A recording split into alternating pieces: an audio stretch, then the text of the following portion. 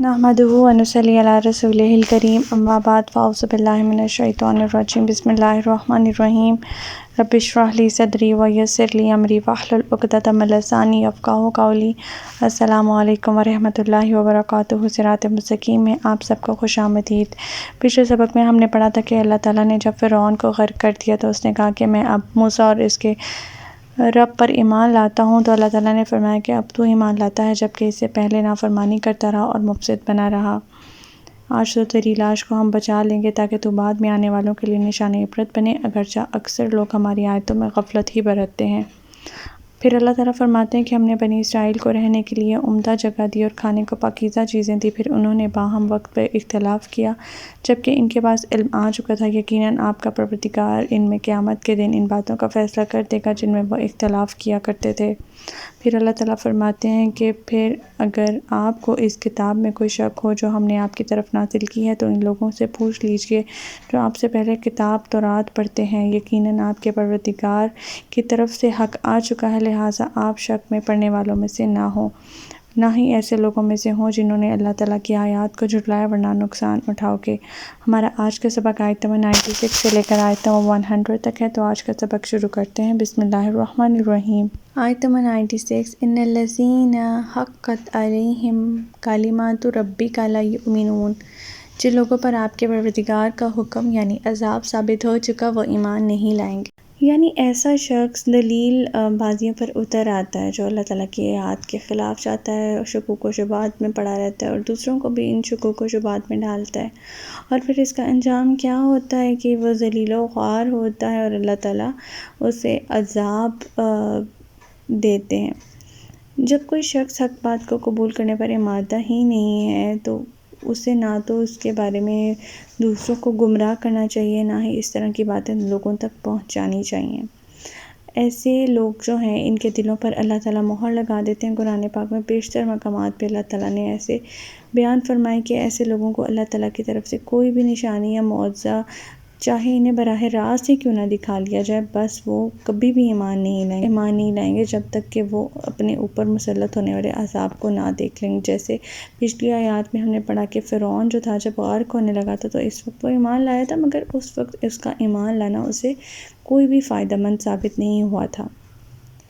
آیت نمبر 97۔ وَلَوْ جَاءَتْهُمْ كُلُّ آیَةٍ حَتَّى يَرَوْا الْعَذَابَ الْعَلِيمَ، خواہ ان کے پاس کوئی معجزہ بھی آ جائے یہاں تک کہ وہ دردناک عذاب نہ دیکھ لیں۔ آیت نمبر 98۔ فَلَوْلَا كَانَتْ قَرْيَةٌ آمَنَتْ فَنَفَعَهَا إِيمَانُهَا إِلَّا قَوْمَ يُونُسَ لَمَّا آمَنُوا كَشَفْنَا عَنْهُمْ عَذَابَ الْخِزْيِ فِي الْحَيَاةِ الدُّنْيَا وَمَتَّعْنَاهُمْ إِلَىٰ حِینٍ۔ پھر کیا یونس کی قوم کے سوا کوئی ایسی مثال ہے کہ کوئی قوم عذاب دے کر ایمان لائے تو اس کا ایمان اسے فائدہ دے؟ جب وہ ایمان لے آئے تو ہم نے دنیا کی زندگی میں ان سے رسوائی کا عذاب دور کر دیا اور ایک مدت تک انہیں سامان نزیع سے فائدہ اٹھانے کا موقع دیا۔ سیدنا یونس علیہ السلام کا ذکر یہاں پہ پہلی دفعہ آنے لگا ہے اور اسی وجہ سے اس سورہ کا نام سورہ یونس بھی رکھا گیا ہے۔ اہل نینوا کی طرف حضرت یونس علیہ السلام اہل نینوا کی طرف مبعوث ہوئے۔ نینوا اس زمانے میں دریائے دجلہ کے کنارے ایک بڑا اور بارونق شہر تھا۔ اس شہر کے کھندرات موجودہ شہر عراق کے عین مقابل پائے جاتے ہیں۔ یہی شہر قوم یونس کا دارالسلطنت تھا اور اس کے کھنڈرات سے یہ اندازہ ہوتا ہے کہ یہ شہر تقریباً 60 مربع میل میں پھیلا ہوا تھا۔ یونس علیہ السلام کا فرار اور عذاب کا ٹل جانا اس آیت میں ہم پڑھیں گے۔ اب یہ جو لوگ تھے یہ بت پرست تھے۔ سیدنا یونس علیہ السلام نے 7 سال تک انہیں تبلیغ کی، اللہ کا پیغام پہنچایا، مگر ان پر کچھ بھی اثر نہیں ہوا۔ وہ اپنے نبی کی تکذیب اور مخالفت پر کمر بستہ رہے۔ ایسے سرکش اور ہٹ درم لوگوں کے متعلق اللہ تعالیٰ کی سنت جاریہ یہی رہی ہے کہ ان پر عذاب نازل کر کے انہیں تباہ و برباد کر دے، اور ایسے عذاب سے انبیاء اپنی سرکش قوموں کو ڈراتے بھی رہے ہیں۔ سیدنا یونس علیہ السلام نے ان لوگوں سے مایوس ہو کر اور تنگ آ کر انہیں ایک معینہ وقت پر، بعض روایات کے مطابق 3 دن اور بعض روایات کے مطابق 40 دن کے بعد عذاب نازل ہونے کی دھمکی دے دی۔ حالانکہ معین وقت کی قید کے ساتھ عذاب کی دھمکی دینا اللہ تعالیٰ کی سنت کے خلاف ہے۔ اس قوم نے پھر بھی کوئی پرواہ نہ کی، اور جب عذاب آنے کے معینہ وقت میں 1 آدھ دن باقی رہ گیا اور عذاب کے آثار نظر نہ آئے تو سیدنا یونس علیہ السلام اللہ کے اذن کے بغیر وہاں سے چل کھڑے ہوئے کہ مبادا عذاب نہ آئے اور ان لوگوں کی نظروں میں جھوٹے ثابت ہوں۔ آپ کا اس طرح اللہ تعالیٰ کے حکم کے بغیر کھڑے نکل ہونا اگرچہ اللہ تعالیٰ کی رضا کے خلاف تھا، تاہم آپ کو سچا کرنے کی خاطر معینہ وقت پر عذاب آ گیا۔ سیاہ بادل چھا گئے اور تاریک دھواں اس قوم کے گھروں کی طرف بڑھنے لگا۔ اس وقت لوگوں نے سیدنا یونس علیہ السلام کو تلاش کرنا شروع کیا، اور جب وہ نہ ملے تو خود اپنے بال بچوں بلکہ حیوانوں سمیت ایک وسیع میدان میں اکٹھے ہو گئے اور اللہ کے حضور اپنے گناہوں کا اعتراف اور آہوزاری کرنے لگے۔ اور اگر یہ آہوزاری میں اتنا ان کا مبالغہ ہو گیا کہ اللہ تعالیٰ نے ان کی توبہ قبول کر لی اور ان پر واقع ہونے والے عذاب سے انہیں نجات دے دی۔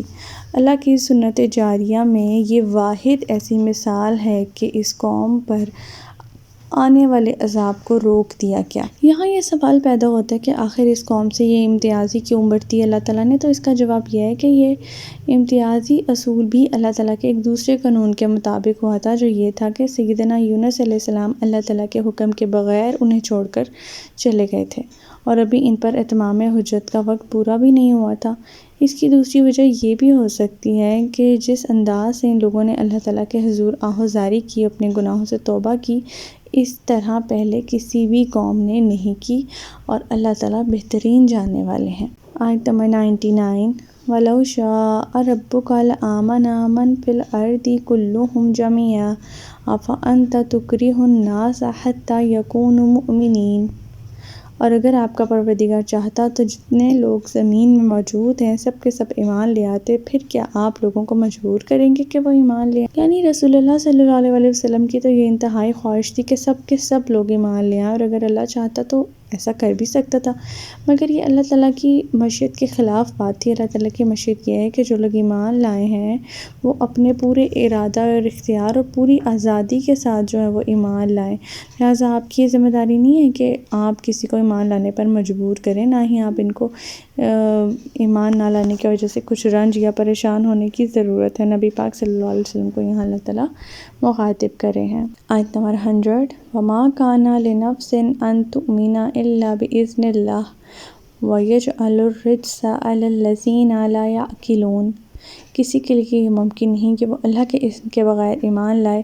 اللہ تو ان لوگوں پر گندگی ڈالتا ہے جو عقل سے کام نہیں لیتے۔ اللہ تعالیٰ کی توفیق اور اس کی منظوری کے بغیر کسی کو بھی ایمان کی نعمت میسر نہیں ہو سکتی، اور یہ توفیق صرف اس شخص کو نصیب ہوتی ہے جس میں خود پیاس ہوتا ہے، جو حق کا متلاشی ہوتا ہے، اپنی عقل سے کام لیتا ہے اور غور و فکر کرتا ہے، ہر طرح کے جو تعصبات ہیں، نظریات ہیں جو باطل، انہیں دور کر کے خالصاً اللہ تعالیٰ کی آیات پر غور و فکر کرتا ہے اور خود اپنے پورے قوت و ارادہ اختیار سے اللہ تعالیٰ کی ذات پر ایمان لاتا ہے۔ تو ہمارا آج کا سبق یہیں تک تھا۔ اللہ تعالیٰ سے دعا ہے کہ اللہ تعالیٰ قرآن پاک کے احکامات پہ ہمیں عمل پیرا ہونے کی توفیق عطا فرمائے۔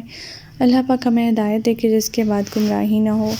ربنا لا تزغ قلوبنا بعد إذ هديتنا وهب لنا من لدنك رحمة إنك أنت الوهاب۔ سبحانك اللهم وبحمدك نشهد أن لا إله إلا أنت أستغفرك وأتوب إليك۔ السلام علیکم ورحمۃ اللہ وبرکاتہ۔